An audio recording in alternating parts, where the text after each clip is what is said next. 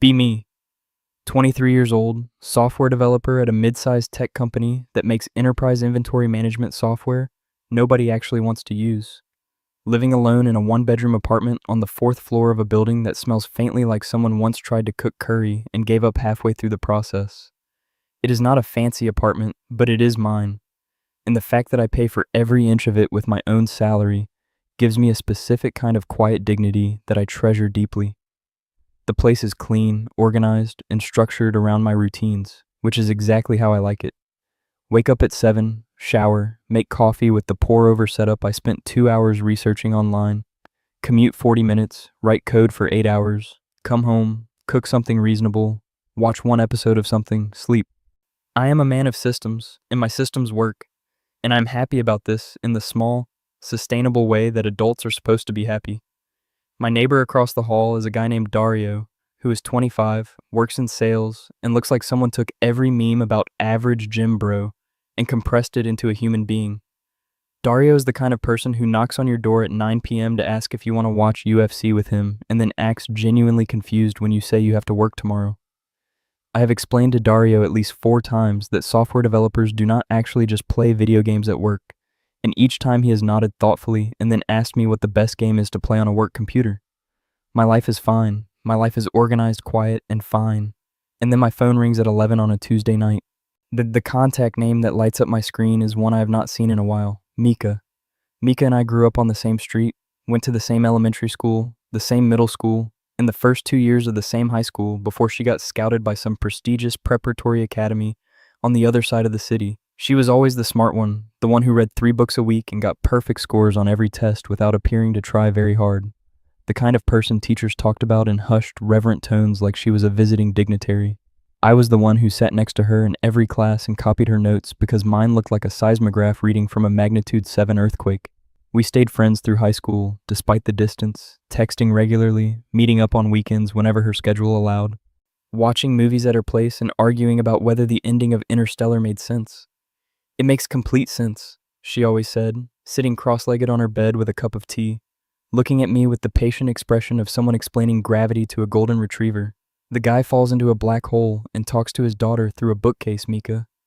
Yes, and that is thematically coherent given the established rules of the narrative.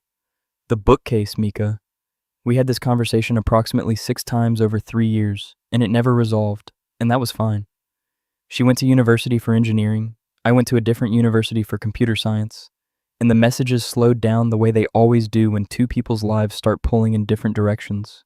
Occasional happy birthdays, a meme here and there, one late night call during final season where we both complained about our professors for 45 minutes, and then, gradually, almost without either of us noticing, nothing, not a falling out, not a fight, just the slow natural drift of 2 people becoming adults in separate lanes. And now, at 11 on a Tuesday, she is calling me. I pick up. "Hey, Mika, it's been a while." There's a pause on the other end, and in that pause, I can hear what sounds like a train station or a bus terminal, the ambient noise of announcements and rolling luggage. "Hey, yeah, sorry for calling so late. Are you awake?" I literally just answered the phone. "Right, sorry. Are you busy?" I was watching the 3rd episode of a documentary about competitive cheese aging, so not critically busy, no. Another pause, slightly longer this time. "That's a documentary that exists?" Apparently there is an entire subculture. The guy in episode 2 has been aging a single wheel of Gruyere for 11 years. He cried when he talked about it. That's... okay. Listen. A breath. I need to ask you something kind of big, and I need you to hear me out before you say anything. I mute the documentary. "Go ahead. Can I stay at your place for a bit?" I sit up straighter on the couch. "How long is a bit?" "I don't know yet. That's the honest answer. I know that's not the answer you want, but it's the one I have." "Where are you right now?" "The train station. Platform 7. I have 2 bags." "Mika." "I know. It's 11 p.m. "I know. I'm sorry. I didn't have a lot of options that weren't worse than this one."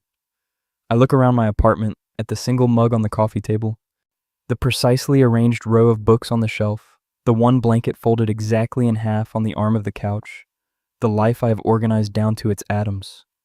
I think about saying no. I think about how that would sound. Platform 7 at which station? A very small exhale on the other end of the line. Central. That's 15 minutes from me. I'll text you the address. I will be honest about the exact thoughts running through my head during those 15 minutes. First thought, she is probably fine and this is a temporary thing and she will be gone in a week. Second thought, she is definitely not fine and this will not be a week. Third thought, I only have one bedroom. Fourth thought, I need to move the stack of programming books off the couch immediately and find an actual pillow. I'm still doing this when the buzzer goes off. I hit the intercom. 4th floor. The elevator is slow, and I can hear it grinding its way up with the enthusiasm of a machine that has quietly decided it is done with this. The door knocks. I open it. Mika is standing in my hallway with 2 large rolling suitcases and a tote bag slung over one shoulder, wearing a hoodie 3 sizes too big and sweatpants that have a small cartoon frog printed on the left knee. The hoodie says, National Science Olympiad Finalist, in faded lettering, which tracks because she won it when she was 16. She looks exactly like Mika, and also somehow not like Mika at all. In the way that people look when you have not seen them in a few years, and their face has settled into something slightly different from what you remember. There are dark circles under her eyes that suggest she has not been sleeping well. And her hair, which used to be cut short and precise, is now long and pulled into a ponytail with what appears to be a pencil holding it in place. She is also clutching a body pillow with both hands. The body pillow has a character from an anime on it that I do not recognize, which is frankly an entire conversation in itself. I look at the body pillow. I look at her. I'm not going to say anything about the pillow, I say. That's Rem, she says, like this explains something. Cool. From ReZero. Okay. She's important to me. I can see that. Come in. She comes in, drags both suitcases through the door with considerable effort because they are clearly very full, leans them against the wall, and then looks around my apartment with an expression I cannot immediately read. It is somewhere between, this is actually nice, and I feel bad about being here. You have a lot of books, she says. Yeah. They're organized by color, and by author within each color. That's a choice. It's a system. She sets the body pillow carefully on the couch like it is a person, which, given how she's handling it, functionally it might be. And then she sits down next to it and pulls her knees to her chest and looks at me. Thank you for not saying no. You didn't give me a lot of runway to say no. I know, that was intentional. I go to the kitchen and start making tea because it is the thing to do at 11 p.m. when someone you grew up with appears at your door with their entire life in 2 bags. And I hear her let out a long, slow exhale behind me. Over the next hour, she tells me what happened. And I sit across from her at the kitchen table and listen to all of it. The short version is that Mika burned out at university in a way that was thorough and comprehensive and not entirely surprising to anyone who had ever watched her run at full capacity for years without stopping. The long version is worse. She had been doing fine, great even, for the first 3 years of her engineering degree, top of her cohort, scholarships, professors recommending her for research programs, the whole machine running perfectly. And then at the start of her final year, something just stopped. Not dramatically, not all at once, but in the way a battery drains, functionally fine, then slower, then suddenly at 3% with no charger in sight. She missed a deadline on her thesis proposal, but which had never happened before in her entire academic life, and the shame of it was so loud and so total that she missed the next one, and then the next, and then she was behind in a way that felt impossible to climb out of. I just kept thinking that if I sat down and actually started, I'd have to look at how far behind I was, she says, holding the mug with both hands. And I couldn't. I physically could not make myself look at it. What did your advisor say? He sent me 4 emails. I didn't open them. Mika. I know. Did you open them eventually? In June, when the semester was already over. She says this quietly, looking into her tea, and I do not say anything for a moment because there is nothing to say that is both true and useful. So what happened after that? I went home. Told my mom I needed to take a leave of absence. She thought I meant 1 semester. A pause. That was 2 years ago. I blink. 2 years. 2 years and 4 months, technically. What were you doing for 2 years and 4 months? She is quiet. Mika. Watching anime and sleeping and occasionally going for walks at 2 a.m. because that's the only time I could be outside without feeling like everyone could tell. Tell what? That I was a person who had failed at the one thing she was supposed to be good at. I do not know what to say to that, so I make more tea, which is the universal human response to not knowing what to say. We sit at my kitchen table until almost 1 in the morning, and by the end of it, I have the broad strokes of the situation. She has been living with her parents for 2 years, more or less completely checked out, barely leaving the house, watching anime and playing games, and existing in a kind of suspended state that I gather was comfortable in the way that a cast is comfortable, protective, but also preventing anything from actually healing. Her mom, who I remember as a small, precise woman who always offered you green tea and a mild sense of being evaluated, finally ran out of patience approximately 3 weeks ago. She sat me down and told me that she loved me, but that she was not going to watch me disappear inside my bedroom for another 2 years, and that I needed to either go back to school, get a job, or figure out how to be a person again. Mom, and that she was giving me 2 weeks to decide. What did you decide? I decided that I needed to not be in that house anymore. She looks at me with an expression that is trying to be casual and not quite managing it. You were the only person I could think of who wouldn't immediately ask me what my 5-year plan is. I have one question. What? Do you have any money? Some. Enough for a couple months if I'm careful. Okay, I nod. You can have the couch. I'll get a proper air mattress this weekend because that couch is a medical hazard for sleeping purposes. House rules, no dishes in the sink, shoes off at the door, and the body pillow stays in the living room. She goes everywhere with me. Mika. Fine. Living room.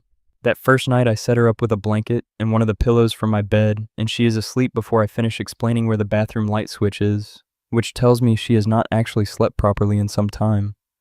I stand in the doorway of my own living room for a moment, looking at my very organized apartment, at the couch that now has a person and a body pillow on it, at the 2 large suitcases leaning against the wall that have fundamentally altered the geometry of my space. I have a bad feeling. Not bad like something terrible is happening. Bad like something that is going to be very complicated is beginning. I go to bed. The first full day is a preview of things to come. I wake up at 7, which is normal for me, and go to the kitchen to start the pour-over coffee, which is also normal. Well, what is not normal is finding Mika already in the kitchen, sitting on the counter with her legs crossed, eating cereal directly from the box with her hand because she cannot find a bowl. The bowls are in the cabinet above the microwave, I say. I found the cereal first, she says, like this is a reasonable response. How long have you been awake? I don't think I slept so much as just eventually stopped being awake. Different thing. She crunches another handful. This cereal is very boring. It's oat clusters. It tastes like ambition with the hope removed. I like it. That's concerning. She is wearing the oversized hoodie again, which I am beginning to suspect is less of a clothing item and more of a personal philosophy. And she has apparently already set up one of her devices on my coffee table because I can see the blue light of a laptop screen from the living room. What are you watching? I ask. I'm not watching anything yet. I'm deciding. It's 7 in the morning. Anime doesn't care what time it is. This is the sentence that introduces me to what will become the fundamental tension of the next several weeks. Mika's relationship with time is not like my relationship with time. My relationship with time is structured, linear, and based on the principle that if you do the right things at the right times, your life will function properly. Mika's relationship with time is more like a jazz improvisation. Technically there are rules, but they are loosely observed and frequently abandoned in favor of something more interesting. Though she sleeps at 3 a.m. and wakes up at noon, she eats breakfast at 2 p.m. and dinner at midnight. She has approximately 8 browser tabs open at any given moment, and if you ask her what she is looking at, the answer is frequently something like, I'm reading about the geopolitical situation in 14th century Burgundy, or I found a forum where people argue about which fictional magic systems are physically realistic. She is not messy, exactly, but she has a very different definition of what put away means. In Mika's taxonomy, a thing is put away if it is not actively in the way of something else. In my taxonomy, a thing is put away if it is in its designated location. These are not the same taxonomy. By Thursday, there's a layer of her things distributed across my apartment like archaeological sediment. There's her laptop charger snaking across the living room floor, a manga volume open face down on the kitchen table next to 3 empty mugs, a notepad with what I can only describe as extremely detailed diagrams that I think might be her attempting to map the plot of something very complicated. Shoes by the couch instead of by the door. The body pillow, Rem, relocated from the couch to propped against the arm of the couch with a specific arrangement of supporting cushions that suggests structural engineering thought. I come home from work on Thursday evening, and there are 2 pairs of headphones on the kitchen counter, a half-assembled something that might be a model kit on the coffee table, and Mika is lying on the floor in front of the TV with her feet on the couch, watching anime at a volume that is polite but persistent. "Did you eat today?" I ask. "Define today." "The last 24 hours. I had the cereal." "That was yesterday's cereal, Mika. I watched you eat it." The concept of yesterday is somewhat fluid. It is not.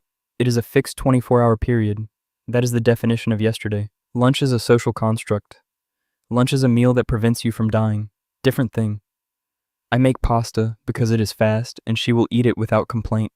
And while I cook, Dario from across the hall appears at my still open door the way Dario always appears, which is without knocking and with the energy of someone who has just remembered something important. "Yo," Dario says, then stops when he sees Mika on the floor. "Oh, hey, who's this?" "Childhood friend," I say. "She lives here now?" "Temporarily." Mika sits up and looks at Dario with the expression of someone who has just been interrupted mid-episode and is calculating whether the social interaction is worth pausing for. "Are you the neighbor?" she asks. "Yeah, Dario. You into anime?" He nods toward the TV. "Occasionally," she says, which I know means as a primary occupation. "Nice. What are you watching?" "Free Aaron." Dario nods with the specific nod of someone who does not know what that is but doesn't want to admit it. "Cool. Bro," he says to me, "are you watching the game Saturday?" "What game?" "The game. The big one. There are literally only 2 teams, and one of them is going to win, and it is a significant event in the calendar of American culture." "I don't own a TV large enough for a sports event, Dario." "My TV is enormous. You guys should come over." Mika looks at me. I look at Mika. She gives me a very small shrug that communicates approximately nothing. "Maybe," I say. Dario points finger guns at both of us and retreats back across the hallway. Mika watches him go. "He's like a golden retriever that learned to walk upright," she says. "He means well. Most golden retrievers do." The pasta goes over well, which is the most I can say for dinner that first week. Mika eats with more focus and speed than I expected, which tells me she actually was hungry and had just lost track of it. And afterward, she sits at the kitchen table with her hands around a mug and looks at me with an expression I remember from when we were 15, and she was about to say something she had been thinking about for a while. "I'm sorry about the mess," she says. It's fine." "It's not fine. I can tell it bothers you." "I said it's fine. You reorganized the bookshelf this morning." "I organize the bookshelf every morning." "You reorganized it twice." I pause. "How do you know that?" "You were asleep at 7 a.m. I got up to get water and watched you do it. You put the blue ones in order, then you stepped back, then you moved 3 of them slightly to the right, then you stepped back again. That is called maintaining a system. That is called coping." I do not have an immediate response to this, which Mika apparently takes as confirmation, because she nods once like something has been established. "I'll try to be better about it," she says.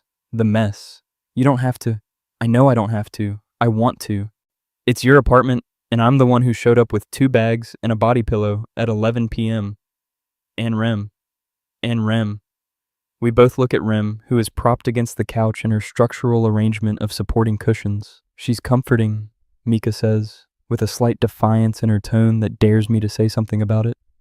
"I'm not judging the pillow," I say. "You were judging the pillow." "I was observing the pillow. Same thing in your face." The second week is better in some ways and more complicated in others. Better because Mika does genuinely try to be tidier, and she starts keeping her things in a specific corner of the living room, rather than distributed throughout the apartment like a trail of breadcrumbs leading nowhere in particular.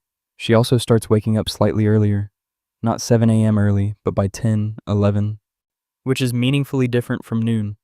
She makes coffee in the mornings, which I initially resent because she does not use the pour-over and instead uses my drip machine like a heathen, but the coffee is fine. And she always makes enough for 2, so I let it go. More complicated because I start noticing things that I did not expect to notice. Like the fact that Mika is funny, in a way that I had forgotten. Not obviously funny, not loud, but the kind of funny that shows up sideways. A comment delivered with perfect flat timing. An observation about something in the background of a situation that nobody else registered. She notices everything, which makes sense because she was always like that. But I'd forgotten how much I enjoyed being around someone who notices everything.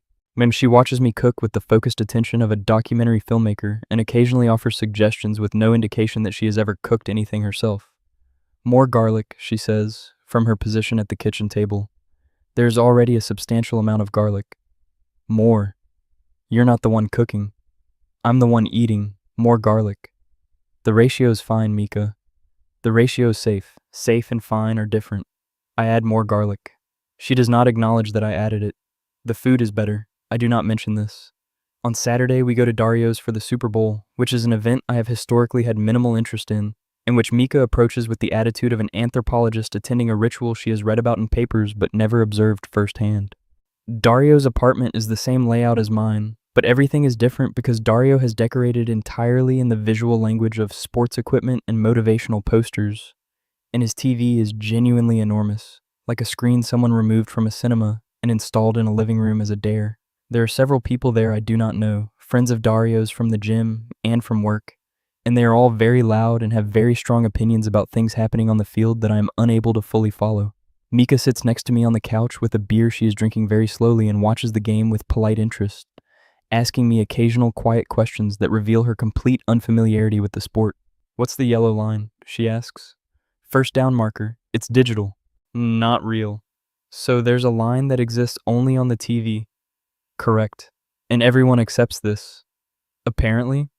"Football is a postmodern sport," she says gravely. Dario catches the tail end of this and looks at her with an expression of pure delighted confusion. "I've never heard it described like that," he says. "Your sport has a fake line in it that functions as a social consensus." "Okay, but when you put it that way, money is also a social consensus." Mika looks at Dario with an expression that recalibrates slightly. "You're not as dumb as you look," she says. "Thanks," Dario says, clearly unsure if that was a compliment. It was a compliment. Cool. The game ends with a result I do not remember, and Dario makes chili that is aggressively spiced in a way that Mika, who has clearly not eaten much spicy food in the last 2 years of solo apartment hermitage, is not prepared for. She eats 2 bites, sets her bowl down with the careful deliberation of someone managing a situation, and then reaches for the cornbread without comment. "Too spicy?" Dario asks. "It's fine," she says, with the face of someone for whom it is very much not fine. "There's sour cream." "Thank you." "You sure? You look like you've seen something."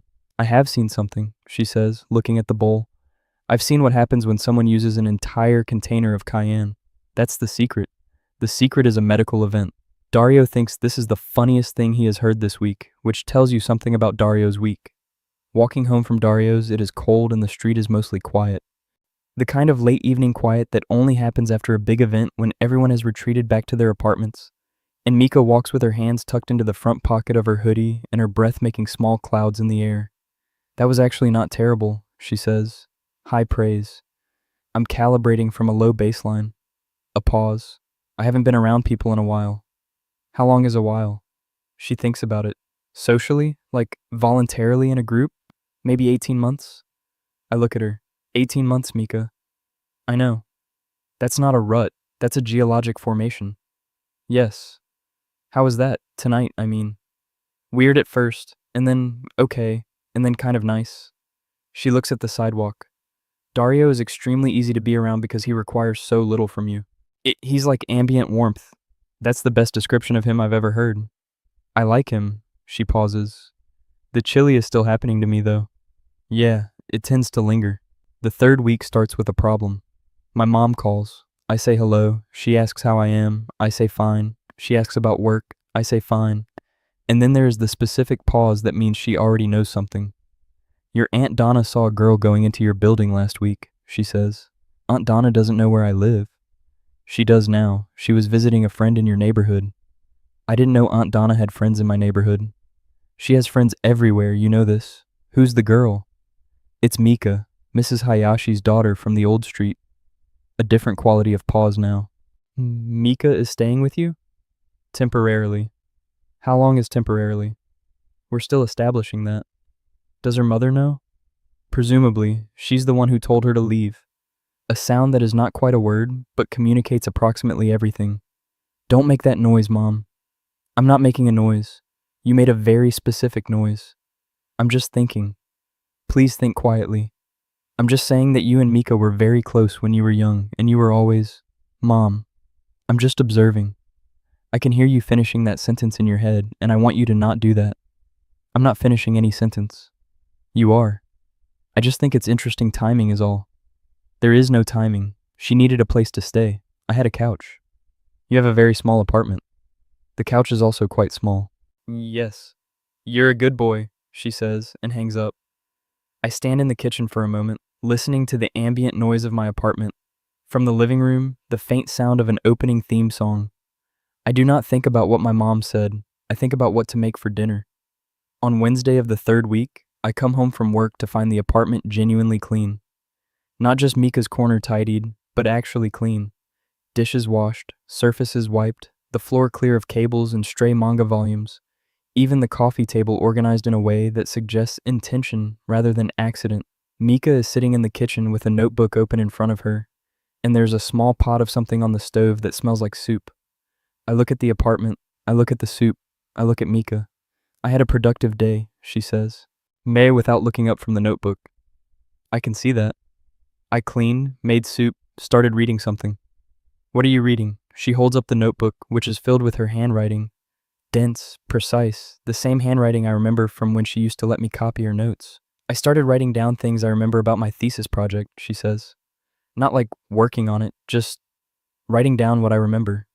What I actually thought was interesting about it before everything went sideways. I sit down across from her. And I still think it was interesting, she says carefully, which is more than I expected. That's good. Maybe. She closes the notebook. It might just be nostalgia. I'm not sure I trust my own judgment about it. What was the thesis on? Urban heat island mitigation through building material selection and green infrastructure integration. She looks at me. Less exciting than it sounds. It sounds quite exciting, actually. You're a software developer. Your bar for exciting is different. That's fair. The soup is miso, made with instant dashi and whatever vegetables she found in my refrigerator, which is a simple thing, but she made it with enough care that it tastes like someone actually thought about it. This is good, I say. I can cook, she says with slight defensiveness. I just usually don't. What changed today? She is quiet for a moment. I had energy, she says finally, like this is a surprising thing to report about herself. I woke up and had energy and didn't know what to do with it, so I cleaned and made soup. You should have energy more often. Historically, it comes and goes. Maybe make soup every time it comes. She looks at me. That's not a terrible system, she says. Friday night of week 3, I cannot sleep. This is not normal for me. I am, by design, someone who sleeps efficiently. But it is 11 p.m. and I'm staring at the ceiling, and the ambient sound from the living room is a comfortable background noise that is keeping me from settling. After 20 minutes of this, I get up and go to the kitchen for water, and Mika is where she usually is at 11 p.m., on the floor in front of the TV with her feet on the couch, watching something with subtitles. She pauses it when I come in. Can't sleep? Just getting water. You've been awake for 40 minutes. I could hear you not sleeping. The walls are thin. The walls are fine. You're just loud when you're awake. I fill a glass and sit down on the couch because it is 11 p.m. and I'm apparently not going to sleep right away, and there's nowhere else to comfortably be in a one-bedroom apartment. What are you watching? I ask. Violet Evergarden. Is it good? It is extremely sad, and I should have watched it earlier in the evening when I had more emotional reserves. Why are you watching something extremely sad at 11 p.m.? Because I started it at 9 p.m. and now I'm committed. I look at the screen, which is paused on a scene of a girl in a formal white uniform standing at a desk with letters spread around her. What's it about? A girl who was trained to be a weapon as a child and is now trying to learn how to be a person. A pause. She writes letters for people who can't express their feelings themselves. That's a premise. It's very good. Do you want to watch it with me? I look at the time. It's 11. I know. I think about going back to bed. I sit back into the couch instead. Okay. We watched 2 episodes without talking much, which is a thing Mika and I were always able to do. Be in the same space without filling it with noise. The show is good, actually, in the way that things are good when you are not expecting them to be. The second episode ends, and I look at the time, and it is 12:30, which is a full hour and a half past my normal bedtime, and I feel slightly unmoored from my own systems. How many episodes does this have? I ask. 13, plus a movie. We are not watching 13 episodes tonight. Obviously not, but one more? I think about my 7 a.m. alarm. I think about the fact that we are at the part of the story where something is about to happen, and stopping now means I will think about it. One more. The 3rd episode makes Mika cry, which she does quietly and without drawing attention to it. But I notice because I notice most things in my immediate environment even when I'm pretending not to. She does not wipe her eyes or look at me or make any acknowledgement of it. She just cries for about 3 minutes and then stops and keeps watching with her chin on her knees. I do not say anything. When the episode ends and the credits roll, she stretches her arms above her head and then looks at the ceiling for a moment. "I'm going to sleep," she says. "Yeah. Thanks for watching with me. It was good. I told you. You did." She reaches over and picks up Rem from her structural cushion arrangement, stands up and looks at me. "I'm glad I called you," she says. "I'm glad you called too." She nods once, like this settles something she had been carrying around, and disappears into the living room side of the apartment where her corner is. I sit there for a moment in the quiet of a 1 a.m. apartment. I have a bad feeling again. Not bad like something terrible is happening. Bad like something is beginning that is going to be very, very important. And I'm already past the point where I can pretend I don't know what it is. I go to bed at 1 a.m., which is 2 hours past my normal bedtime, and I do not reorganize the bookshelf in the morning. That is new. That feeling when you had a perfectly organized life and a childhood friend just walked into it with a body pillow and 2 suitcases, and somehow all your systems are already quietly rearranging themselves around her. That feeling when you are a man of routines and the routine is already 3 weeks in, completely different from what it was before, and you are not sure when that happened or how you feel about it. That feeling when you realize the apartment actually sounds different when someone else is in it, not louder, not busier, just occupied in a way it was not before, like a room that finally has furniture. My face when I wake up on Saturday. Make coffee with the pour over for the first time in 3 weeks because I was up before her for once, and I automatically make 2 cups instead of 1 without thinking about it. My face when I stand there holding 2 cups of coffee and realize I've already adjusted.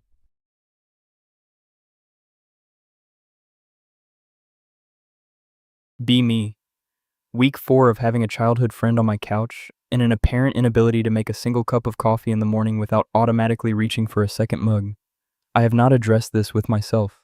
The plan is to continue not addressing it indefinitely. Mika has established what I would describe as a semi-functional domestic routine, which is different from a functional domestic routine in the following ways. The sleep schedule is still approximately 3 hours off from anything socially normal. The concept of lunch remains loosely observed, and her corner of the living room has expanded by approximately 30% to include a small corkboard she found at a secondhand shop and pinned to the wall with my permission, on which she has started attaching notes and index cards about things she is reading. But the corkboard currently has 3 index cards about urban heat island research, 1 printed photo of a satellite thermal map she found online, a sticky note that says, "Ask about HVAC integration," and pinned slightly above all of this, a small drawing of Rem that she did herself with a felt tip pen, which is actually quite good. I do not mention that it is quite good. I think if I mention it, she will stop doing it. Things with Mika have settled into what I would call a rhythm, which is not the same as a system, but is the next best thing. She is awake by 10 or 11 most days now, and on days when she is not, she at least comes out of the blanket cocoon she creates on the couch long enough to acknowledge that the morning is happening. "Mornings are aggressive," she said on Tuesday. Surfacing from the blanket, with her hair at an angle that suggested significant structural activity during the night. It is 10:45. The sun is up there being very confident about itself. That is a description of sunrise. Sunrise is supposed to be confident. "It's a lot," she said, and retreated back into the blanket. 10 minutes later, she emerged, made coffee with the drip machine without apology, and sat at the kitchen table with her notebook. And I heard the scratch of her pen from the other room the entire time I was getting ready for work. She is writing more, not the thesis, not officially, not in a way she would call working on it, but she is writing things down, and the corkboard is getting more populated. And sometimes when I come home from work, she has that specific look on her face of someone who followed a thought somewhere interesting and is still partly there. I know that look from when we were 15, and she would come to school on Monday and spend the first half of class reconstructing whatever rabbit hole she had fallen down over the weekend. It is a good look. I'm not going to say that. The problem, I'm using problem loosely here, more like complication or development or thing I'm not looking directly at, is that living with Mika is significantly different from having a roommate. I have thought about this with what I believe is reasonable objectivity. A roommate is a logistical arrangement. You split costs, you establish territorial boundaries, you develop systems for shared spaces, and you coexist in a civil and functional way. What is happening with Mika is not this. What is happening with Mika is something more like, and I want to be precise here, the experience of a space that has had all the air let out of it, suddenly having air in it again, which is good for the space, but slightly disorienting for the person who had gotten used to the absence of air. She corrects my grocery list when I leave it on the counter. You've had the same 7 items on here for 3 weeks, she told me, looking at it with her head tilted. You eat like a man who has made peace with the idea that food is fuel. Food is fuel. Food is also an experience. I experience it. I experience the fuel. You have oats, rice, eggs, chicken, spinach, olive oil, and coffee on this list. That is not a diet. That is a maintenance schedule. It is a very effective maintenance schedule. What do you want to eat this week? What?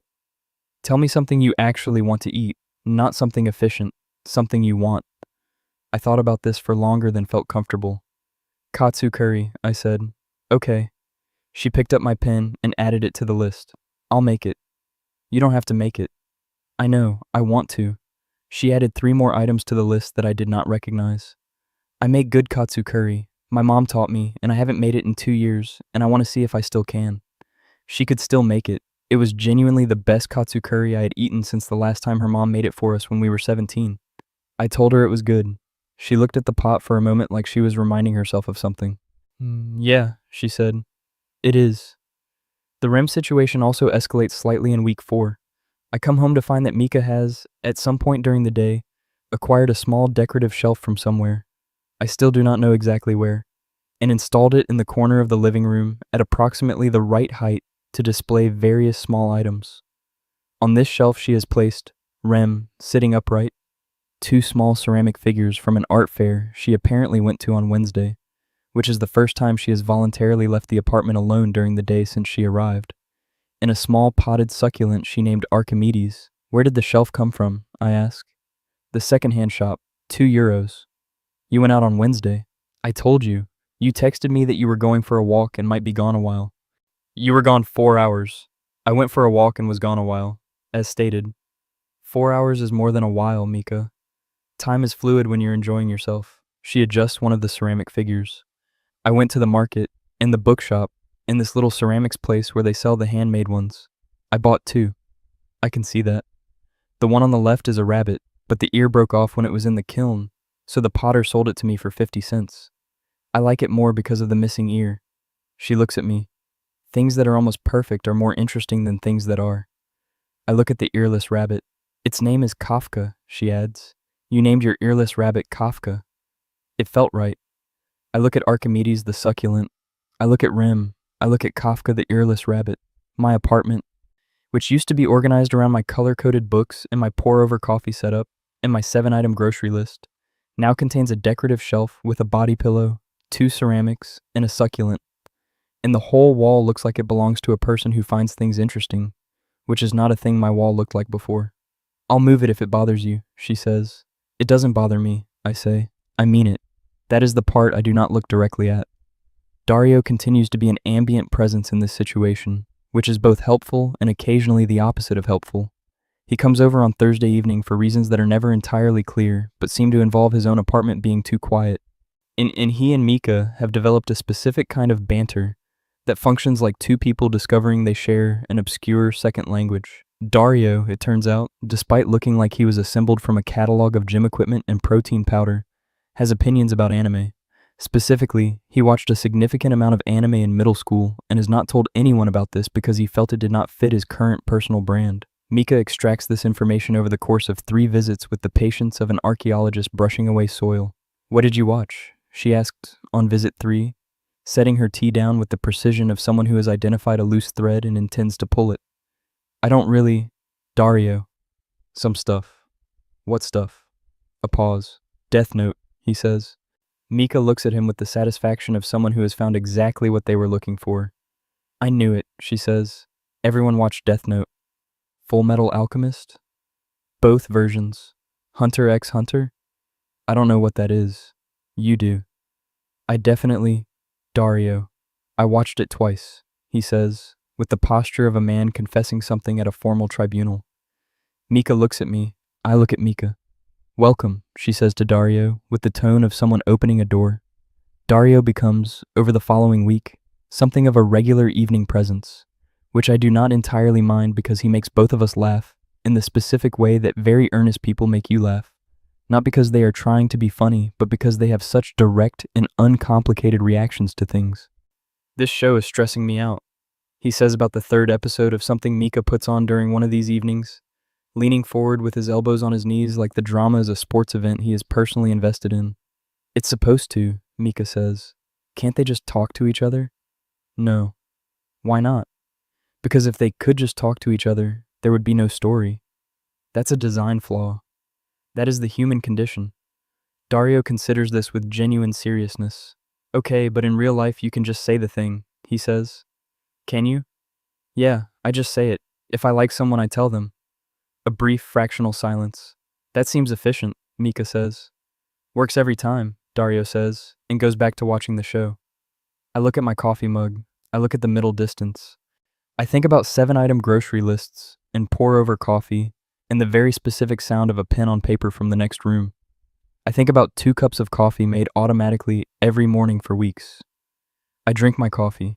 The thing happens in week 5 on a Wednesday evening, and it happens in the least dramatic way possible, which is also somehow the most effective way possible. I come home from work slightly later than usual because we had a deployment that went wrong in a specific and embarrassing way that I had to spend 2 hours unwronging, and I am tired in the flat, depleted way of someone who has done the same task many times and still had it malfunction. Mika is in the kitchen when I get home, which is unusual because she is usually in the living room at this hour.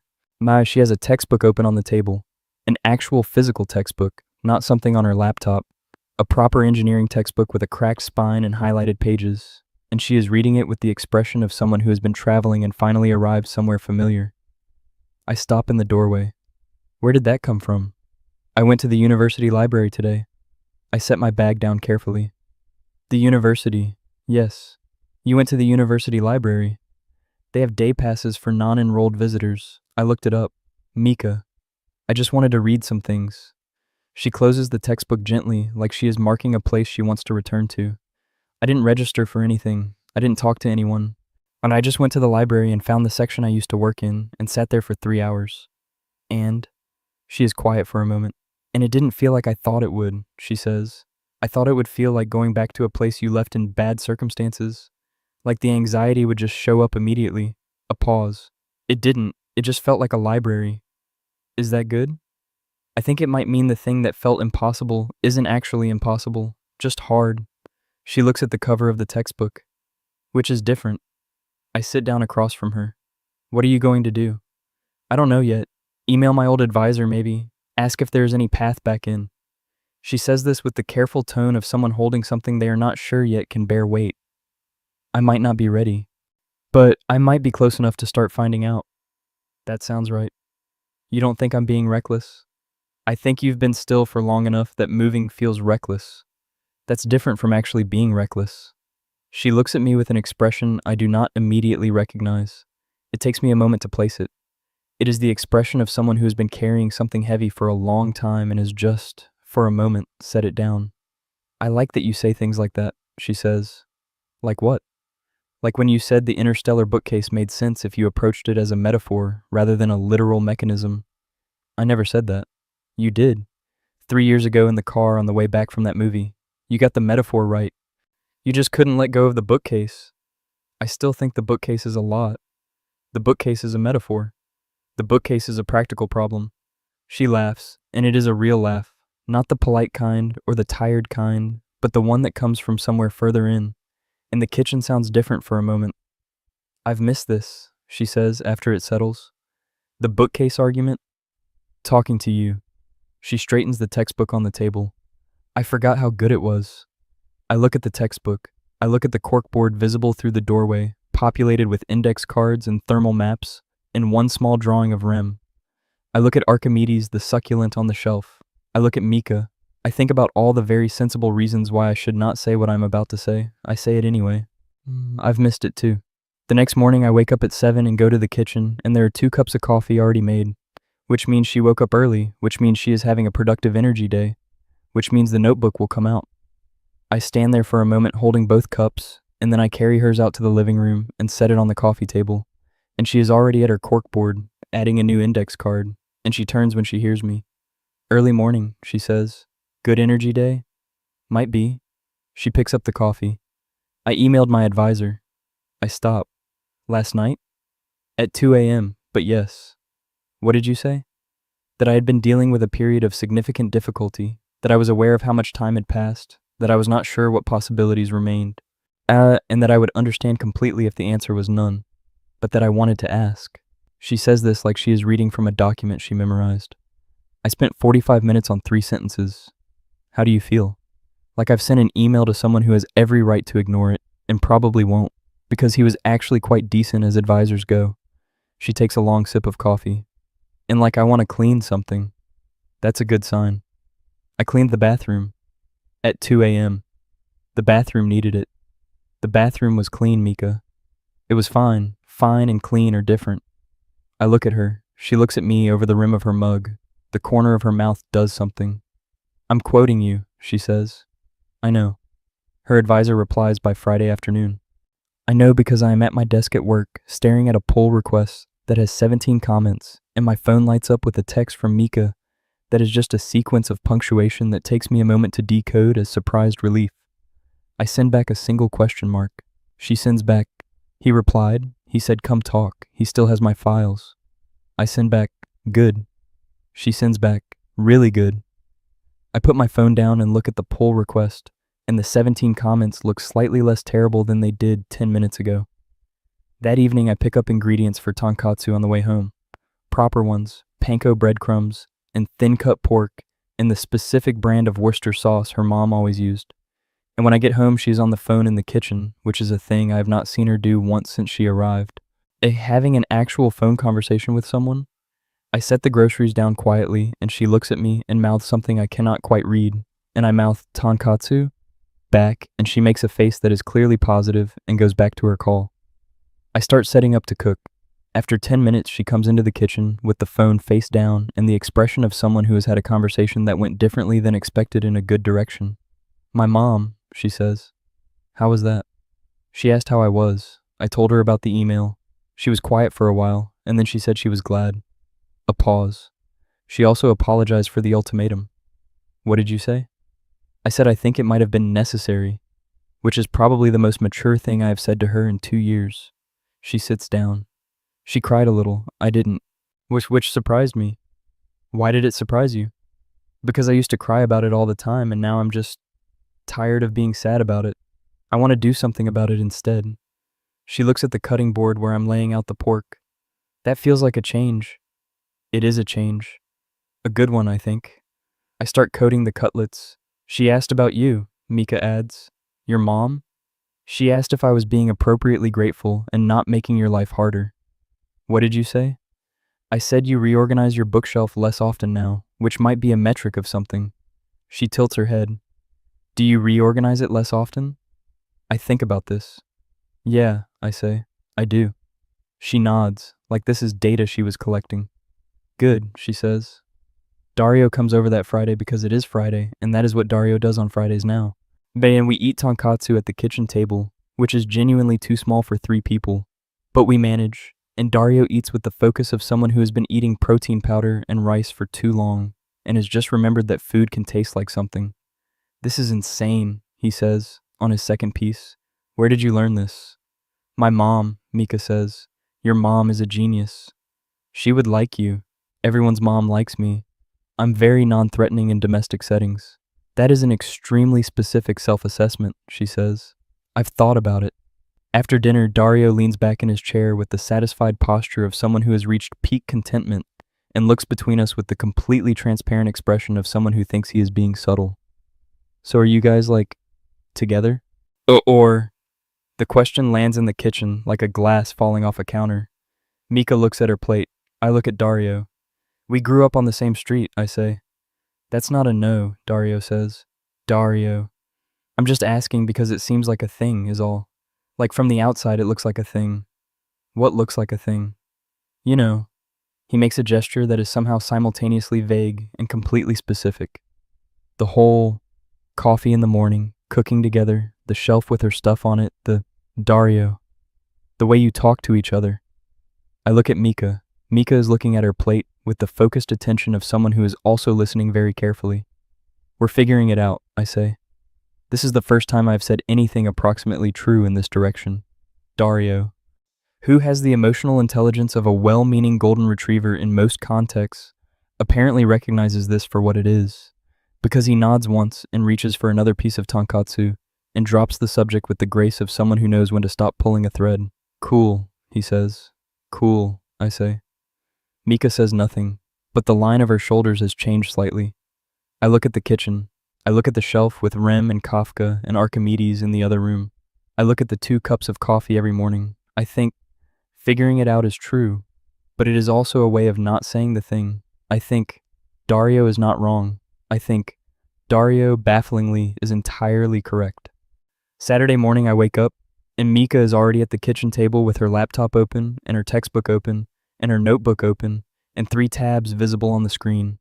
And she has that look on her face that I've seen twice now, the one where she has gone somewhere interesting in her head and is partly still there. I make coffee. I make 2 cups without thinking about it, which I have done every morning for 5 weeks now.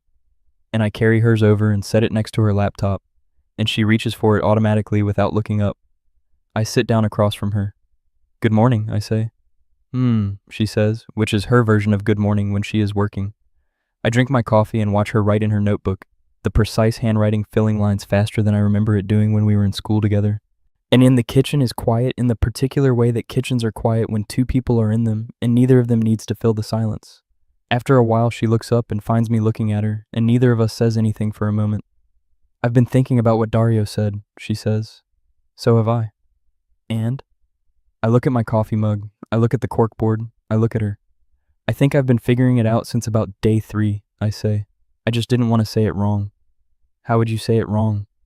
By saying it before you were ready to hear it, or before I was sure it was the thing and not just, I stop. Before I was sure it was the real thing and not just proximity. Is it the real thing? I think about 7-item grocery lists that now have katsu curry and miso and extra garlic. I think about 2 cups of coffee made automatically every morning for 5 weeks. I think about Violet Evergarden at 1 a.m. and an earless rabbit named Kafka and a girl who told me that things that are almost perfect are more interesting than things that are. Yes, I say. She is quiet for a moment. She looks at her textbook, at the open notebook, at the laptop with 3 tabs. I think I've known for a while that you were the person I called because I wanted it to be you, she says. Not just because I had no one else. A pause. I've been trying to figure out how to not mess it up by saying it at the wrong time. Is this the wrong time? She looks at the kitchen, at the Saturday morning light coming through the window, at the 2 cups of coffee. It feels like the right time, she says. But the next 3 weeks are different, and also not different, in the way that things shift when something that was already happening gets named. We still drink coffee together every morning, but now it is a thing we do on purpose instead of a thing that just happens. She still watches anime on the floor with her feet on the couch, and I still sit on the couch behind her sometimes and watch with her. But now she leans back against the couch instead of sitting at a distance from it. I still cook most dinners, but she still makes katsu curry when she has energy, and she has been teaching me the miso recipe with precise instructions and a patience that suggests she has thought about what she wants to pass on. The corkboard gets more populated. She emails her advisor 3 more times and has 1 video call that I stay in the bedroom for out of respect. And I can hear her voice from behind the door, not the words but the tone, and it is a professional tone with an edge of something like excitement underneath it, which is a sound I have not heard from her in weeks. She comes out of the bedroom after the call and stands in the doorway and looks at me. He thinks there might be a path back in, she says. Not this semester, but possibly next year, depending on some bureaucratic steps that are unclear and probably painful. How do you feel about that?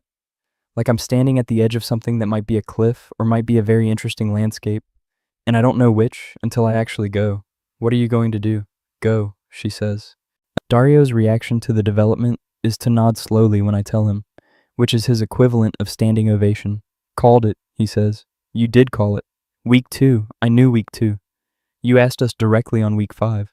I knew in week 2. I asked in week 5 when I thought you were both taking too long. That was strategic of you. I contain multitudes, Dario says, with the dignity of a man who has just been complimented on exactly the thing he thinks is his best quality. He brings over a six-pack that evening, and we watch something on his enormous TV, the three of us. And Dario explains the rules of football to Mika with the thoroughness of someone who is prepared for this. And she asks questions about the fake yellow line with an academic rigor that makes Dario laugh so hard he spills his beer. The line represents a consensus reality, she says. It only exists because everyone agrees it does.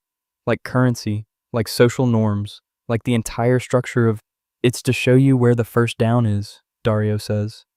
Yes, a consensually imagined spatial marker. You could just say the line. Where's the fun in that? The last notable thing that happens in the story of how a childhood friend became a NEET and moved into my apartment is something small. It is a Thursday evening, 6 weeks and 4 days since she appeared at my door with 2 suitcases and a body pillow. I come home and the apartment is quiet, which is unusual. And then I find her at the kitchen table, not writing, not reading, just sitting with a cup of tea and looking out the window, and she looks up when I come in. "Good day?" she asks. "Acceptable." "You?" "I started the email to the registrar about reinstatement paperwork. Did you send it?" "I started it." She looks at the window. "I'll send it tomorrow. Today I just needed to write it." "That's fine." "I know." A pause. "I've been thinking about what comes after. If the reinstatement works, what it means for this." She gestures vaguely at the apartment, at both of us, at the general situation. "What do you think it means?" "Probably that I can't stay on your couch indefinitely once I'm a full-time student again." "Probably." "That feels complicated." I sit down across from her. "The lease on this apartment comes up in 4 months, I say. She looks at me. "I had been thinking about a 2-bedroom, I say. "The building 2 streets over has one in my range. Bigger kitchen." She is quiet for a long moment. "That's a significant logistics conversation to be having." "I know. You've clearly been thinking about it." "I looked at the listing 2 weeks ago." 2 weeks ago. "I told you I had been figuring it out since about day 3. She looks at her tea. She looks at me. She looks at the shelf with Rem and Kafka and Archimedes in the living room. "The new place would need a better shelf," she says. I assumed. "And a proper pour-over setup for you, not just the drip machine." "That seems reasonable." "And Archimedes needs a south-facing window." "I'll check the listing." "Okay," she says, just like that. "Okay," I say. The apartment is still small. Rem is still on the shelf. Kafka is still missing an ear. My grocery list now has 19 items instead of 7, which I am choosing to view as an expansion of the system rather than a breakdown of it. The bookshelf is still organized by color and by author within each color, but there is now a second row starting behind the first row because she needed somewhere to put her books, and it looks chaotic from a distance. But when you look at it closely, you can see that her books are organized the same way mine are, just using a slightly different interpretation of which shade counts as which color, which is annoying, and also very her. And somehow, in the specific way that things that are almost perfect are more interesting than things that are exactly right. That feeling when a person shows up at your door at 11 p.m. with a body pillow and 2 suitcases, and you think you are doing her a favor by letting her stay. And you spend 5 weeks watching her slowly reanimate from the inside out, like a person who had forgotten she was interesting and is remembering. That feeling when you realize that the apartment was quiet before, not because it was calm, but because it was empty in a way you had stopped noticing. That feeling when the systems you built to keep your life organized quietly make room for another person's systems, and you don't notice until you look at the bookshelf and see 2 interpretations of color pressed together in a way that only works because both of them are trying. That feeling when you had a perfectly ordinary life and a childhood friend walked back into it, and none of it is ordinary anymore, and you find that you do not actually want it to be. My face when she sends me a text at 2 a.m. on a Wednesday that just says, "The advisor said yes, provisional, 1 semester probation, I'm going back," and I'm already awake because I have been waiting for it. My face when I type back, "I know you will," and mean it completely, with no reservations and no caveats. The way you mean things about people you have known since before either of you understood what knowing someone actually was. 11 p.m. my phone lit up the dark. You're at the station, platform 7, falling apart. 2 years gone and you show up at my door with a body pillow and I don't ask what for. My place was organized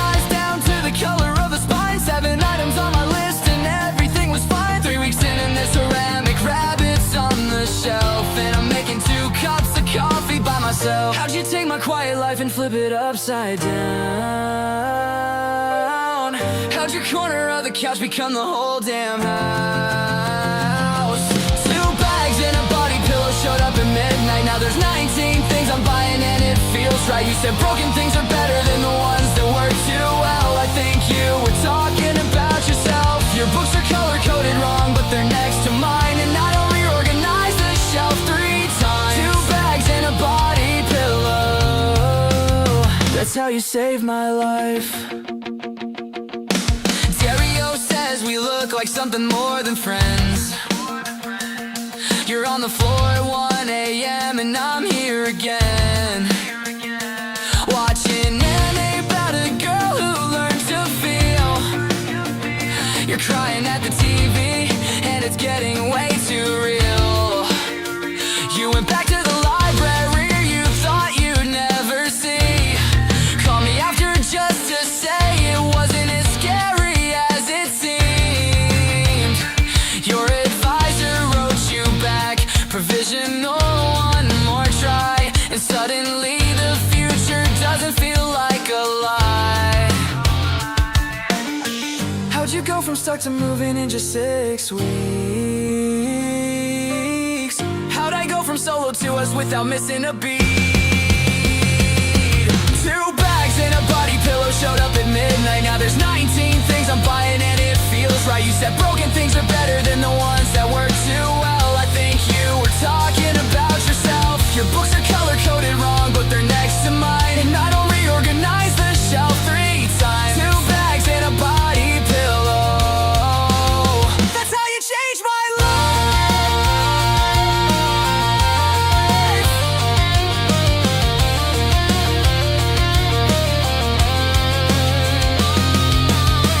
In the kitchen Wednesday night, you asked me what comes next. I said 2-bedroom apartment, I've been checking out the specs. You said okay, like you knew that I'd already decided that this thing we're doing matters more than I admitted it. 2 bags and a body pillow showed up at midnight. Now there's 23 things cooking and the grocery list is twice. You said broken things are better, almost perfect's what we need. I said that sounds like us and you agreed. Your book's behind my books, making sense somehow. Different colors, same system, figured out. 2 bags and a body pillow. You walked in and changed everything now. Platform 7, 11 p.m. You called and I said come home. Yeah, I said come home.